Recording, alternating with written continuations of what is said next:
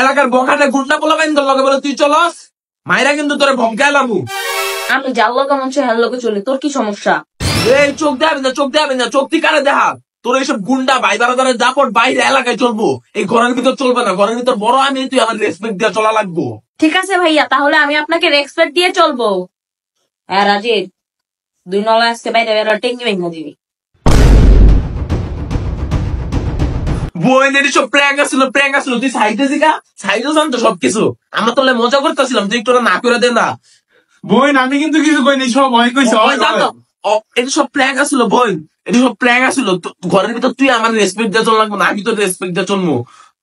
তুই না করে দাও, একটু মজা করছি তো, তুই না করে দে না, যেন আমার টেঙ্গি না ভাঙ্গে।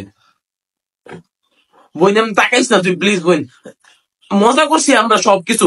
এসব চল্লিশ এরা তো অনেক ভালো পোলা পাইন, এরকম একটা শেল্ডার রাখবো দরকার আছে, বুঝোস না? আজকে একটা বিপদ হলে কেটা দেখবো? ওরাই তো দেখবে, এলাকার পোলা পাইন, বুঝোস নাই? এইসব পোলা পাইনের লগে বন্ধুত্ব সম্পর্ক থাকা ভালো।